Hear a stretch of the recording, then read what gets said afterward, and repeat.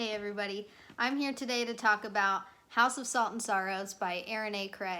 Another book in my growing list of YA books that are completely mediocre but don't hate enough to rant about them but don't love either. The plot of House of Salt and Sorrows is evidently based on the folk tale or maybe fairy tale of the 12 Dancing Princesses. I'm not actually familiar with that fable, so I'm not going to say whether it's true to the original or not because I couldn't tell you. But the plot of this particular book is that we are following Anna Lee, and she is one of the 12 sisters. Oh, and before I get any further, this first portion of my video will be spoiler free. So just generic plot info. So Anna Lee is one of the 12 sisters of the House Thalmos, which rules this particular island, and in her family there are 12 sisters, and 4 of them have, not somewhat recently, but over the years, 4 of them have died, the 4 oldest ones. And they're starting to become this rumor that their family is cursed, and that's why all the sisters are passing away. So the sisters kind of somewhat live in fear that maybe there is possibly a curse and something could happen to them at some point. I was really intrigued by this premise, and I also want to talk about some of the positives that I have for this book because they were really great. First of all, the beginning is really strong. It kind of intrigues you because it lets you into the mystery. I would call this kind of a mystery story, and you really want to know like what's happening, and I think the beginning is very strong. Another thing I really like was the atmosphere. So it does have a spooky kind of atmosphere, and I also love the fact that it's very true to the theme. So when you look at the cover, you're seeing salt and octopus tentacles and other sea-related things, and the sea theme is like really prevalent. I appreciate that throughout the whole book they've kind of intertwined the seafaring theme throughout pretty much everything, and I love that type of stuff. And that actually brings me into my next positive, which I like that you can tell the author thought about the world that she was creating, and she was really good at giving you an insight to the culture of this world that we're in, but not overloading you, because this is a standalone book, and she knew when not to just overload you with details about places or things that weren't really important, but it definitely gave you enough that this felt like a real world, and you can tell that she had thought through, you know, the different people in the kingdom and things like that. I really appreciated that. So in the interest of not giving spoilers yet, I want to just go into generically my negatives for this book. I called it mediocre at the beginning because even though I've said some really nice things I loved about it, the bad canceled those out for me. First of all, I think this book has way too many characters. And yes, you needed to have 12 because there's 12 sisters, but a lot of them, well, they have no personality. So in the family, there's a set of triplets, first of all, and they're kind of all referred to as one. And it's just kind of lazy. So it's easy to say, oh, well, they're the triplets, so they're connected, so they don't get referred to as individuals like ever. And then the 3 younger sisters also are lumped together. They're not twins or triplets, but they get lumped together as the Graces because their names are Honor, Mercy, and Verity. And so instead of having them be single humans, they'll just call them the Graces all the time to refer to all 3. Verity kind of has her own personality, but that bothered me too because Verity is supposed to be about 6 years old, and she talks like an adult. She talks like a teenager. And so sometimes I would not realize how young she was supposed to be just because of the way that she was talking.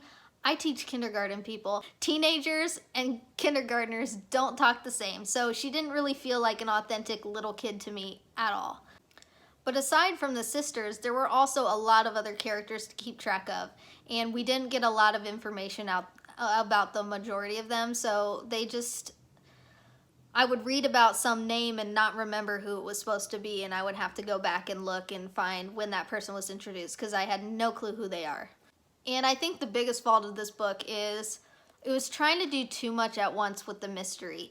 Again, no spoilers, but I'm just going to say that as the story progresses, there's a lot of elements that keep being added that add another layer, and I don't think that it was all resolved well at the end. I don't know if that makes sense, but I don't want to say more and spoil the book. So I'm going to go ahead now into spoilers because I really want to complain about the last half of this book.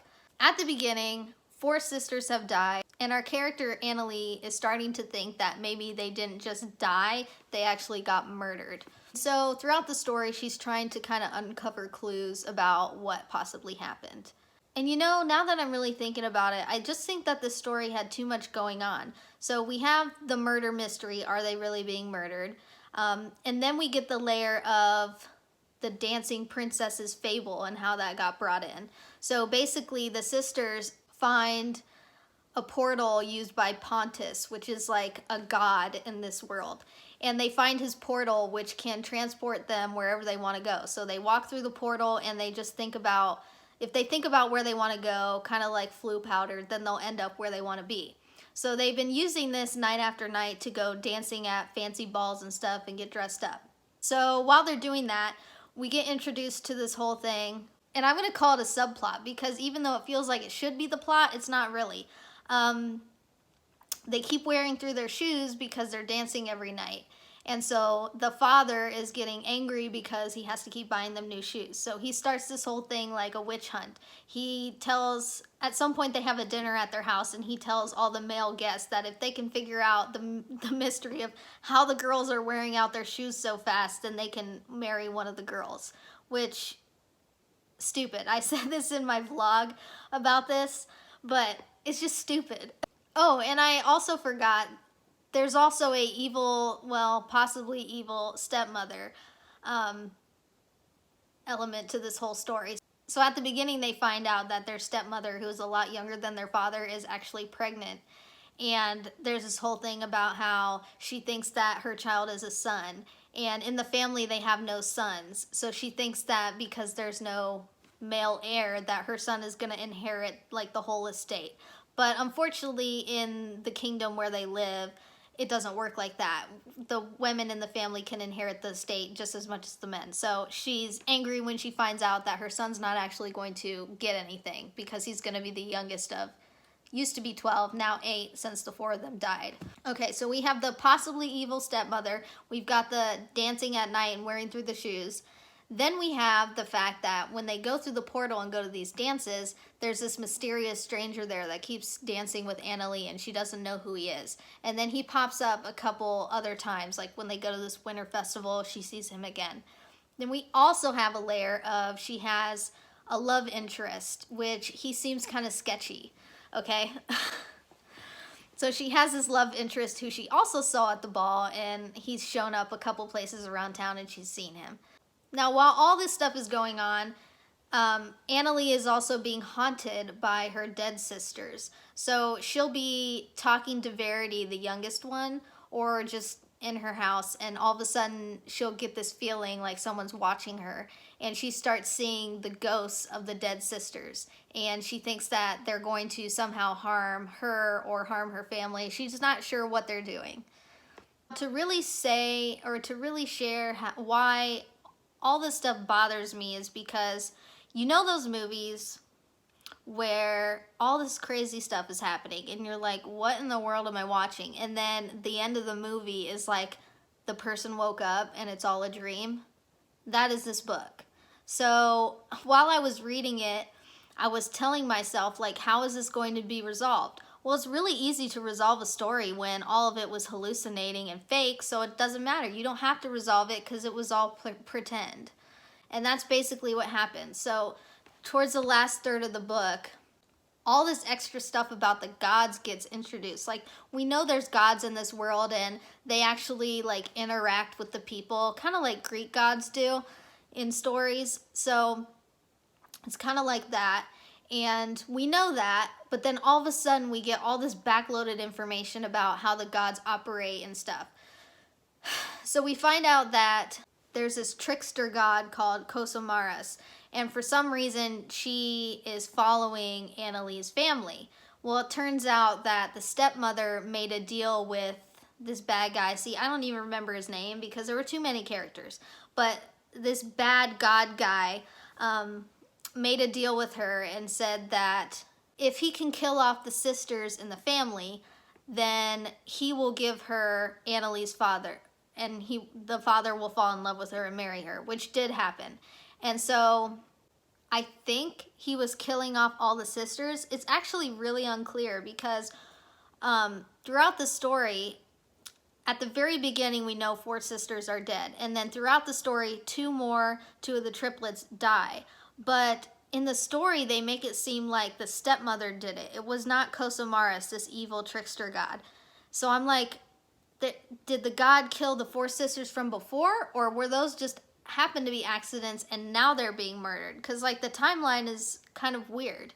And the other thing is that all the balls that the sisters went through, going back to wearing out the shoes and everything, all of that was a farce. It was just a hallucination that Kosomaris was giving them. So they weren't actually going to balls, but then it's like, well, they were actually running out their shoes. So what were they doing? Because supposedly they were in their head while they were dreaming. They thought they were at this ball, but they were actually in their room the whole time dancing. But I'm like, okay, if you were dancing in a circle in your room for a couple hours every night, would that really destroy your shoes?